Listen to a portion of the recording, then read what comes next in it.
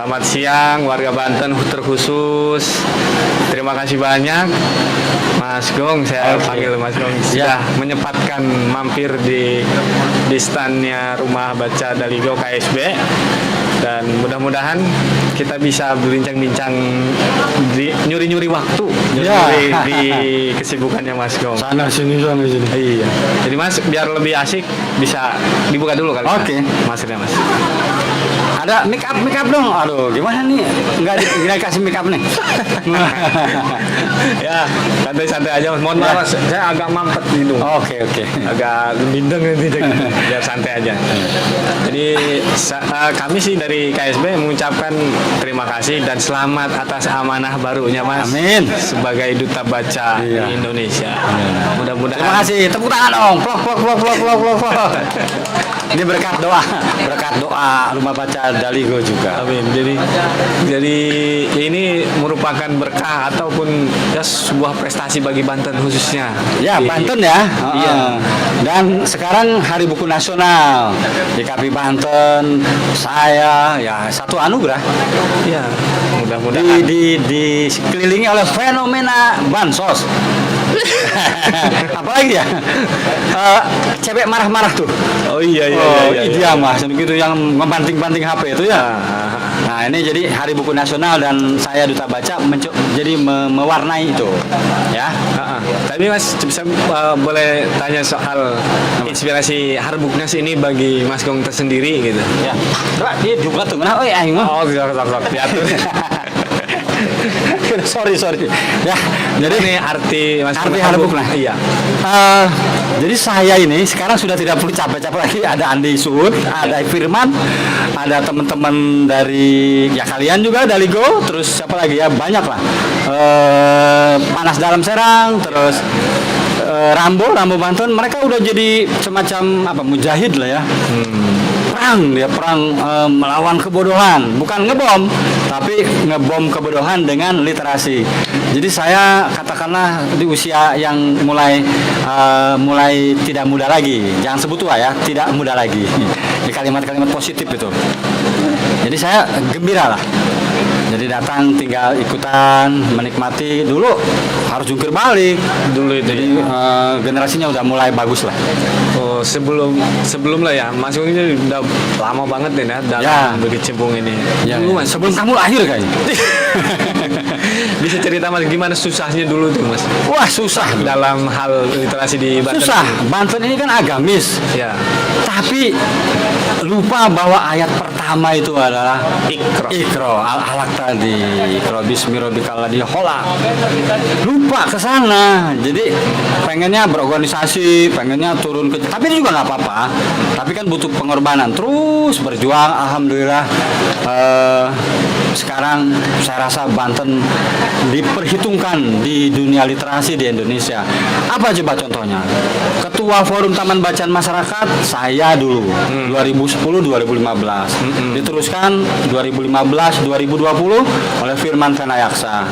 Duta baca walaupun saya tidak secantik Najwa Shihab, tapi jadi juga ya kan? Iya. Duta baca Indonesia. Nah, sekarang IKAPI Banten bisa mencuri perhatian menyelenggarakan perayaan Hari Buku Nasional. Yang pertama loh, festival ya, dengan model festival itu yang pertama.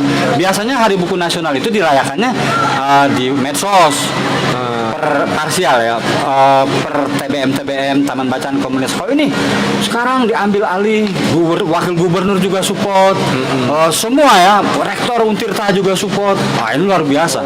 Jadi Harbuknas ini berbentuk festival ini yang pertama. Ini pertama kali di sini. Pertama, terutama di Banten, yang pertama juga di Banten. Dari akhirat juga ya. Pokoknya intinya yang pertama. Serius ini saya nggak bohong. Campur-campur bercanda supaya nggak ngantuk.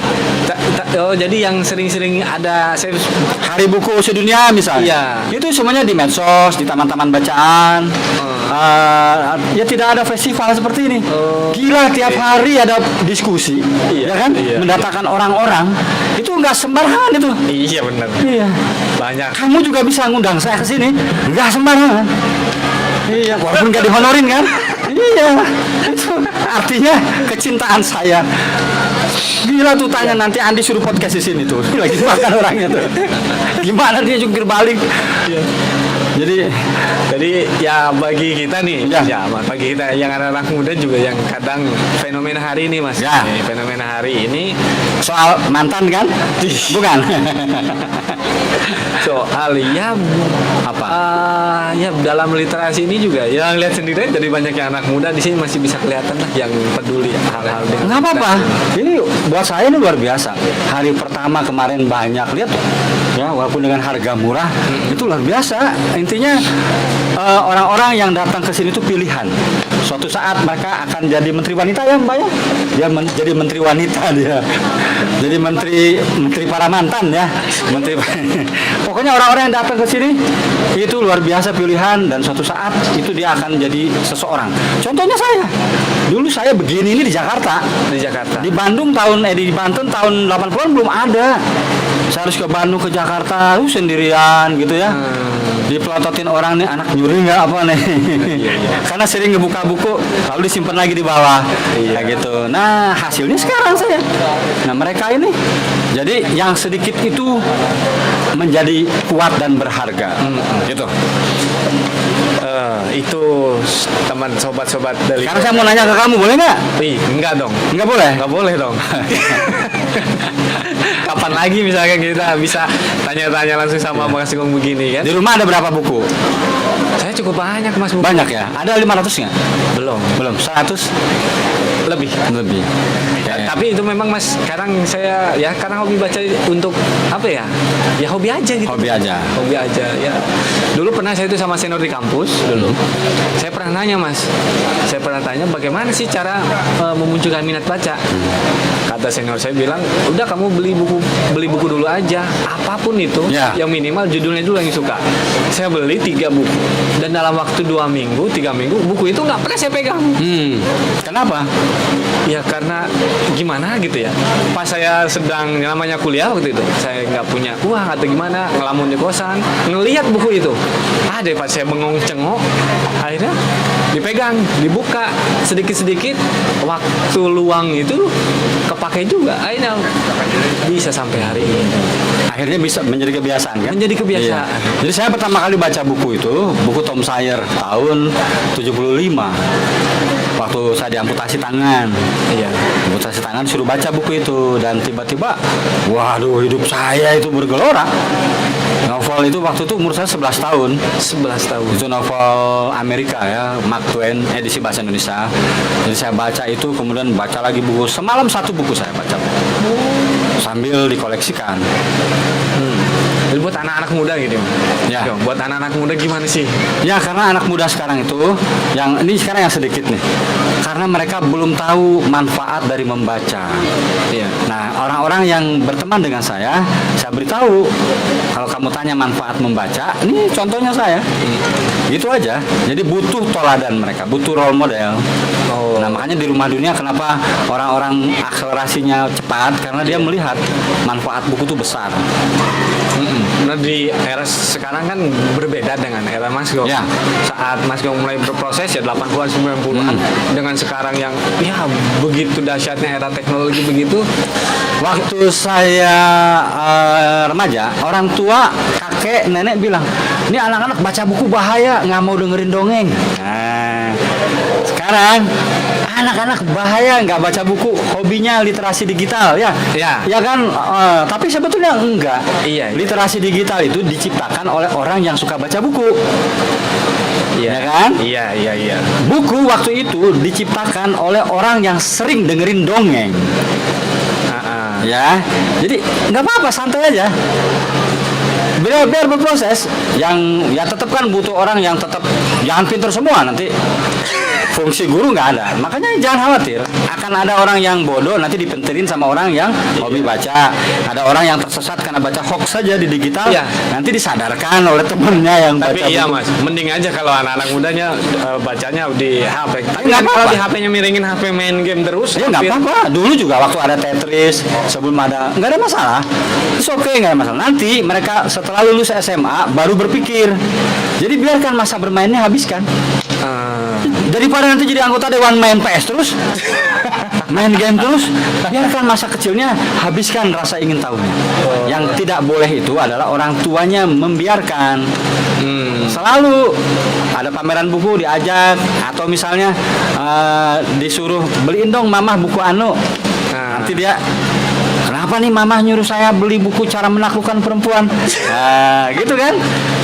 Nanti gitu caranya. Kalau anaknya perempuan, beliin mama buku cara menolak lelaki secara sopan. Nah, nanti lama-lama dibuka tuh sama dia. Gitu. Jadi happy aja, jangan khawatir. Tidak perlu takut dengan literasi digital. Iya, karena kadang kita juga pikir, iya benar mas, saya secara pribadi juga yang tadinya baca misalkan ya mas, ya saya nggak bisa satu hari satu buku, misalkan satu minggu, dengan adanya HP malah 1 bulan mas. Nggak apa-apa. Daripada enggak. Gitu ya. Nggak apa-apa. Jadi memang gini, zaman generasi Soekarno itu 1 bulan 2 buku, sebulan 25 buku. Tapi proses membacanya itu kemudian dibuat resumenya, dibuat resensinya ya, dituliskan. Nah, kalian ya harus berlatih seperti itu. Sebulan 1 oke, bagus. Tapi nanti di naik levelnya setelah baca, ditulis di medsos. Bergaya begini kan? Gitu, daripada ngebakso mending baca buku. Jangan, nanti orang benci. Setelah ngebakso baca buku, lalu dijelaskan buku ini isinya begini. Caranya seperti itu. Jadi ya mengikuti. Tapi mas, berbenturan nggak mas era teknologi hari ini dengan gaya? Di sini, mas, jadi beli buku mas. Ini anak nih maniak sini mas. Nih, beli buku apa? Kebetulan dari organisasi Muhammadiyah. Berapa habis uang? 400.000 tuh. Gila. Sip. Mantap. Nanti diundang podcast ini. Siap. 400.000. Boleh Bisa. kita selfie sama. Ya, nanti ya tunggu sebentar lagi ya. Iya. Dari 400.000 tuh. Ya. Iya. Wih, luar biasa. Apa lagi? Saya soal duta baca mas, Ya. singgung duta baca. Jadi ingin tahu aja dari teman-teman di sini juga ingin tahu apa ya tugas atau fungsi duta Ya. baca itu sendiri gitu tuh mas. Pertama, kita harus apresiasi Perpustakaan Nasional karena sekarang menunjuk duta baca dari kita. Ya. Orang yang sama.